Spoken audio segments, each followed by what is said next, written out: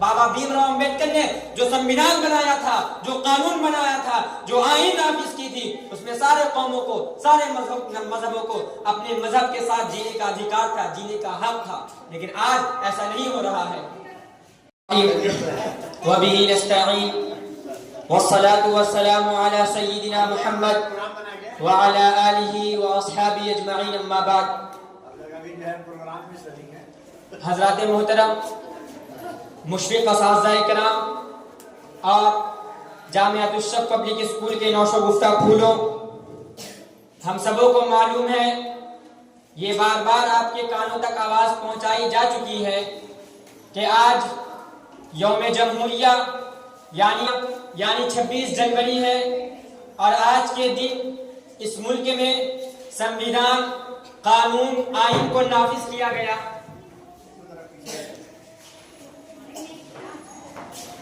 یہ سنویدھان جو بابا بھیم راؤ امبیڈکر صاحب کے ذریعے بنا، ان کی ٹیم کے ذریعے بنا، وہ سن 1949 عیسوی کو بن کر تیار ہو چکا تھا. 26 نومبر 1949 عیسوی کو بن کر تیار ہو چکا تھا، اور ہندوستان میں اس کو لاگو کیا گیا 26 جنوری 1950 عیسوی کو. ہندوستان کو آزادی کس کے ذریعے ملی؟ ہندوستان کو آزاد کرانے میں کن کا سب سے زیادہ رول تھا، کن کا سب سے زیادہ ہاتھ تھا؟ اگر تاریخ کے اوراق کو پلٹ کر دیکھا جائے تو آپ کو یہ بات روزے روشن کی طرح آیا ملے گی کہ سب سے زیادہ ہندوستان کی آزادی میں اگر کنہیں کا ہاتھ ہے تو وہ علماء کرام کا ہاتھ ہے، وہ مسلمان کا ہاتھ ہے. اور ان علماء کا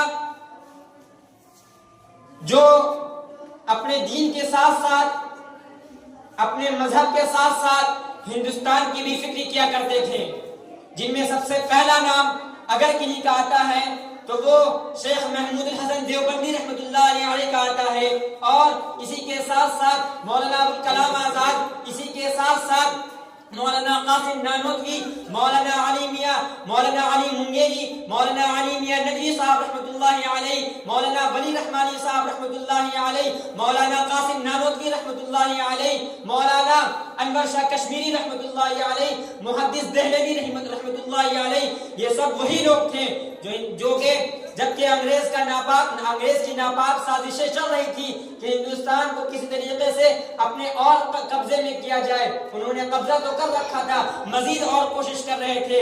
ان لوگوں کی طاقت کی وجہ سے ہندوستان آزاد ہوا، اور اس میں کوئی دو رائے نہیں ہے. اگر یہ لوگ نہ ہوتے تو یہ ملک آزاد نہ ہوتا، اور اب بھی ہندوستان کا اب بھی انگریزوں کا غلام ہوتا. آج بہت افسوس کا مقام ہے کہ ہم لوگ یاد رکھتے ہیں گاندھی جی کو، ہم لوگ یاد رکھتے ہیں نہرو جی کو، لیکن افسوس کا مقام ہے مسلمان کے نام کو اور اب پنوں سے ہٹا دیا گیا ہے، کتابوں کے اوراق سے ہٹا دیا گیا ہے. اور یہی اسی پر بس نہیں، بلکہ اس سے بھی بڑا افسوس کا مقام یہ ہے کہ مسلمانوں کو یاد نہیں ہے کہ ہمارے اکابرین، ہمارے علماء دیوبند، علماء حق، اور وہ علماء جو اس آزادی میں اپنے سر کو قلم کر دیے تھے، ان لوگوں کا ساتھ تھا. افسوس کا مقام ہے کہ ان کا ایک بھی نام آج کے مسلمان نوجوان کو یاد نہیں ہے. آپ ہندوستان کے کسی بھی مدرسے میں چلے جائیں تو وہاں 26 جنوری 15 اگست کے دن آپ کو دونوں نام بتائی جائے گی، چاہے وہ بھیم راؤ امبیڈکر صاحب کا ہو، چچا نہرو جی کا ہو، گاندھی جی کا ہو، اور ساتھ ہی ساتھ مولانا ابوالکلام آزاد کا نام آئے گا، ساتھ ہی ساتھ مولانا قاسم نانوتوی رحمۃ اللہ علیہ کا نام آئے گا. لیکن اسکولوں میں ایسا نہیں ہے. اسکولوں میں صرف اور صرف نام آئے گا تو صرف اور صرف گاندھی جی کا، ان لوگوں کا جو ان لوگوں کے نزدیک زیادہ محترم تھے، زیادہ عزیز تھے. مسلمانوں کا ہر طرف سے بائیکاٹ کیا جاتا ہے ہر چیز میں.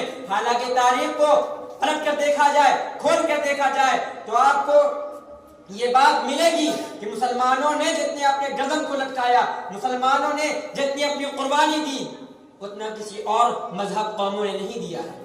اور یہ بات میں برسر عام کہہ رہا ہوں کہ ہندوستان کی آزادی کی جو لڑائی لڑی گئی وہ 1857 سے نہیں، 1957 سے نہیں، بلکہ 1757 سے لڑی گئی تھی۔ 100 سال تک صرف اور صرف مسلمان لڑے۔ مسلمان واحد ایسی قوم تھی اس وقت جو انگریزوں کے خلاف لڑ رہی تھی۔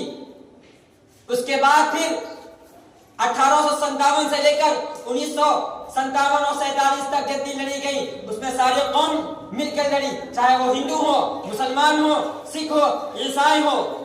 100 سال تک 79 صرف اور صرف مسلمان لڑے انگریزوں سے۔ یہ بات آپ کو نہیں بتائی جائے گی، کیوں؟ کیونکہ اس میں صرف اور صرف مسلمان تھے۔ انگریز خود کہتا ہے کہ دلی کے لال قلعے سے، دلی کے جامع مسجد سے لے کر جہاں تک نکاح جا رہی تھی صرف اور صرف علماء کی گردن لٹکی ہوئی تھی۔ ہر درخت پر، روڈ کے کنارے جتنی بھی درختیں تھی اس میں سب سے زیادہ اگر کسی کا نام ہے، کسی کے گردنوں کو لٹکایا گیا تو وہ صرف اور صرف علماء کو لٹکایا گیا۔ آج ہمیں یہ بات نہیں معلوم، آج ہمارے بچوں کو یہ بات نہیں بتائی جاتی۔ کیوں نہیں بتائی جاتی؟ کیونکہ ہم مسلمان ہیں۔ 26 جنوری منا رہے ہیں، 15 اگست منا رہے ہیں، لیکن ہندوستان کے آئین کو، ہندوستان کے قانون کو دھڑلے سے اڑا رہے ہیں۔ اس کی کوئی اہمیت نہیں ہے۔ بابا بھیم راؤ امبیڈکر نے جو سنویدھان بنایا تھا، جو قانون بنایا تھا، جو آئین نافذ کی تھی، اس میں سارے قوموں کو، سارے مذہبوں کو اپنے مذہب کے ساتھ جینے کا ادھیکار تھا، جینے کا حق تھا۔ لیکن آج ایسا نہیں ہو رہا ہے۔ آج ہندوستان کی تاریخ کو اٹھا کر دیکھا جائے تو آپ کو جگہ جگہ یہ بات ملے گی کہ فلاں مذہب قوم نے فلاں پر اٹیک کیا، فلاں مذہب قوم نے فلاں کو مارا۔ کیوں ہو رہا ہے؟ کیونکہ ہم لوگوں کے دماغ کے اندر صرف اور صرف یہ بھلا دیا گیا کہ مسلمان ٹیررسٹ ہے، مسلمان دہشت گرد ہے۔ اگر ہندوستان کو ایک لفظ میں بیان کیا جائے تو مجھے اپنی شعر یاد آتی ہے کہ اگر مجھ سے کوئی پوچھے کہ آپ ہندوستان کو ایک نگاہ میں کیسے بیان کریں گے تو میں برسر عام کہوں گا کہ اپنوں کی وجہ سے اپنوں کے گھر جلتا ہوا دیکھ رہا ہوں، اپنوں کی وجہ سے اپنوں کے گھر جلتا ہوا دیکھ رہا ہوں، دیکھا نہیں جاتا مگر دیکھ رہا ہوں۔ میں درخواست کرتا ہوں تمام سننے والوں کو کہ وہ اپنے علماء کے بارے میں بتائیں اپنے بچوں کو، تاکہ ان کا مستقبل سمجھ سکے۔ وآخر الدعوانا الحمدللہ رب العالمین۔